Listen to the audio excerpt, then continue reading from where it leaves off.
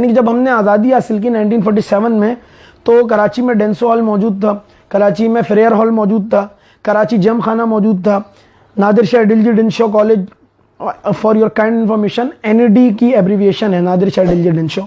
NAD university मौजूद थी, डाउ मेडिकल कॉलेज मौजूद था, ट्राम कराची के अंदर चलती थी और अंडरग्राउंड रेलवे के लिए प्लान चल रहा था और इतना ज़्यादा डेवलप था कि यानी कि बाहर के जब भी फॉरेनर्स या सफ़ीर और वज़ीर जो हैं वो आपस में बैठते थे तो वो सोचते थे कि यार कराची, न्यूयॉर्क और लंदन, इन तीनों में से कौन सा शहर है जो सबसे ज़्यादा तरक्की कर जाएगा अगले 25-20 साल के बाद।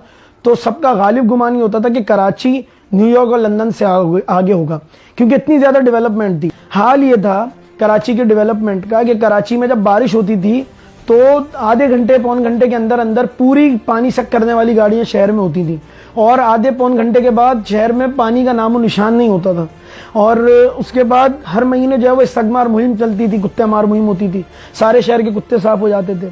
रोज़ाना की बुनियाद पर सारे गली मोहल्लों के अंदर खाकरोब आते थे, झाड़ुएँ लगती थी, तमाम बड़ी शाहराहों को धोया जाता था, धुलाई होती थी। ठीक है जी, तमाम शहर के अंदर एक सफाई सुथराई थी, बड़ा बेहतरीन किस्म का माहौल था और उसकी वजह ब्यूरोक्रेसी थी जिसने शहर को मेंटेन कर रखा था और वो किसी तरह भी इसको ख़राब नहीं होने देते थे।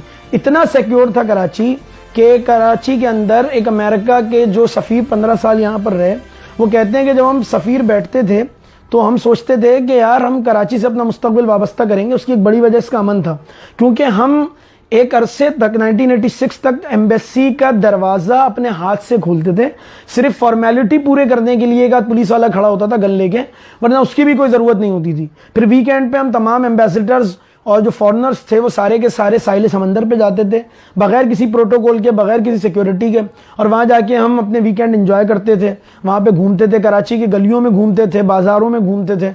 आप सुनकर हैरान होंगे कि लोगों की, यूरोपियंस की ये ख्वाहिश होती थी कि वो कराची से कनेक्टिंग फ़्लाइट ले लें, जिस तरह आज दुबई से कनेक्टिंग फ़्लाइट ली जाती है। क्यों?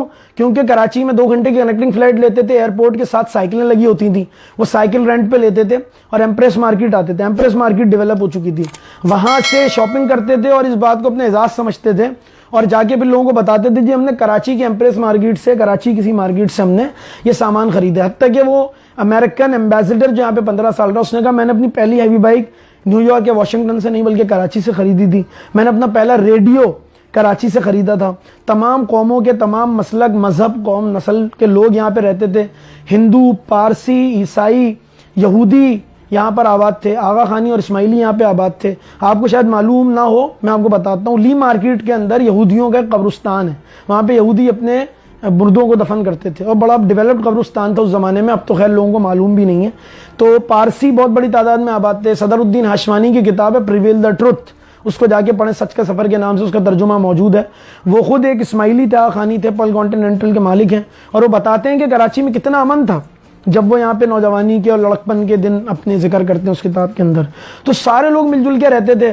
पानी हर गली के कोने पे एक हैंडपम्प लगा होता था, पानी आता था, कोई मिनरल वाटर, नहाने का पानी अलग और पीने का पानी अलग, कोई तसव्वुर ही नहीं था। एक ही पानी था, साफ सुथरा पानी होता था। सारे लोग एक दूसरे की इज्जत करते थे, कदर करते थे, मोहब्बत करते थे।